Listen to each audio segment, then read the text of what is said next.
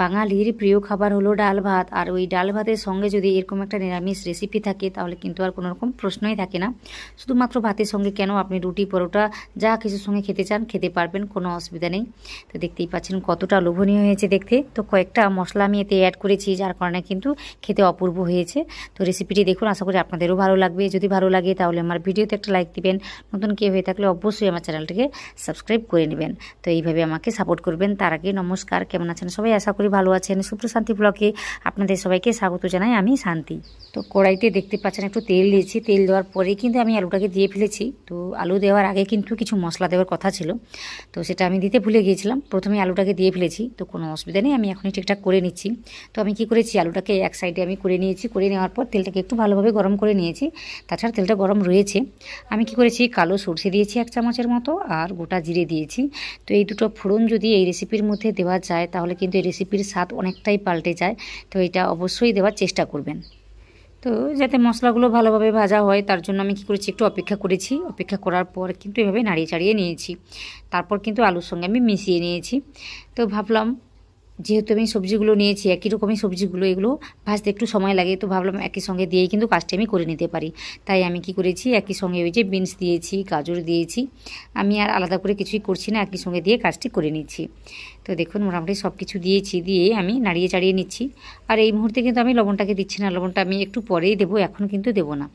তো মোটামুটি একটুক্ষণ ধরে নাড়িয়ে চাড়িয়ে নিলে, এইভাবে কাজটা করলে আমি দেখেছি এই সবজিগুলো কিন্তু সুন্দরভাবে ক্রাঞ্চিভাবে থাকে, কোনো রকমভাবে কিন্তু নেতিয়ে পড়ে না। কিছুক্ষণ নাড়িয়ে চাড়িয়ে নেওয়ার পরে কিন্তু আমি লবণটাকে দিয়েছি। তো এই সময় দিলে কিন্তু সবজির ভেতরে সময় থাকতে থাকতে লবণটা ঢুকে যাবে, আর খেতে কিন্তু ভালো লাগবে। তো এইভাবে নাড়িয়ে চাড়িয়ে নিচ্ছি আমি যে কটা সবজি নিয়েছি এই সবজিগুলো কিন্তু বেশ শক্ত ধরনেরই হয়, তো যার কারণে এইভাবে নাড়িয়ে চাড়িয়ে কিন্তু সেদ্ধ করা যাবে না। তাই আমি কি করেছি, একটু ঢাকা চাপা দিয়ে রান্নাটি করে নিয়েছি। ওই 1 মিনিটের জন্যই রেখেছি, বেশিক্ষণ ধরে রাখা যাবে না। তো এইভাবে কাজটি করে নিলে আর সবজিগুলো আর নেতিয়ে পড়বে না। তো সেই জন্য আমি 1 মিনিটের জন্য ঢাকা চাপা দিয়ে রান্নাটি করেছি। তারপর আপনাদের আমি দেখিয়ে দিচ্ছি, দেখুন এইভাবে। তো মোটামুটি একটু নেতিয়ে পড়েছি, কিন্তু সেভাবে নেতিয়ে পড়েনি। তো এদিকে কিন্তু খেয়াল করতে হবে, বেশি কিন্তু ঘেটে গেলে এই তরকারিটা বা এই সবজি তরকারিটা খেতে কিন্তু একদমই ভালো লাগে না। তো এইভাবে মোটামুটি আমি আরও একবার ঢাকা চাপা দিয়ে রান্নাটি করে নিয়েছি। তো এখনই কিন্তু বোঝা যাচ্ছে জিনিসটা অনেকটা মজে গিয়েছে বা কমে গিয়েছে, তো একটু নরম হতে শুরু করেছে। তো সেভাবে কিন্তু নরম হয়ে যায়নি, মোটামুটি নরম হয়েছে।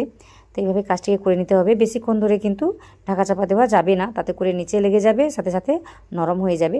তো এই সবজিগুলো যদি একটু একটু ক্রাঞ্চি থাকে তাহলে কিন্তু খেতে ভালো লাগে। তাই এইভাবে আমি কাজটি করে নিচ্ছি।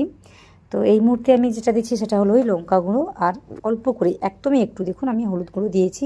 তো এটা দেওয়ার কারণে কিন্তু কালারটা ভালোভাবে চলে আসবে, তাছাড়া ঝালটা ঠিকঠাকভাবে লাগবে এই রেসিপির মধ্যে।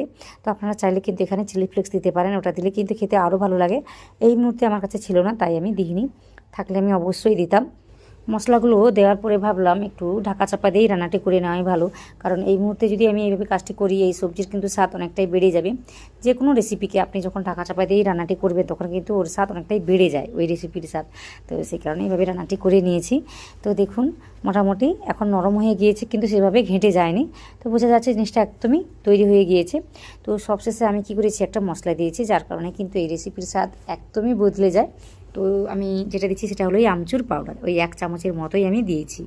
তো এইভাবে দিয়ে যদি রান্নাটা করেন তাহলে দেখবেন এই রেসিপির স্বাদ কিন্তু একদমই চেঞ্জ হয়ে যায়, আর খেতে কিন্তু দুর্দান্ত লাগে।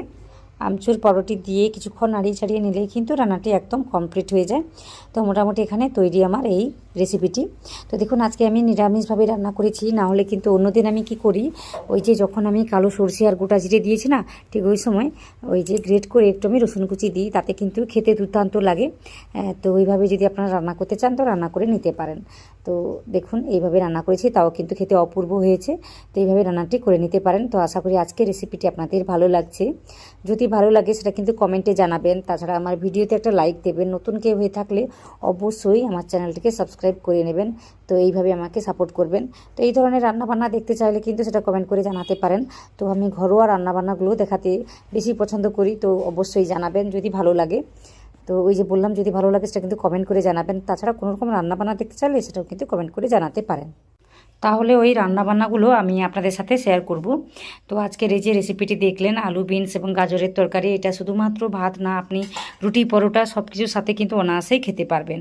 তো আশা করি আজকের রেসিপিটি আপনারা সম্পূর্ণ দেখেছেন, ওই প্রথম থেকে শেষ পর্যন্ত।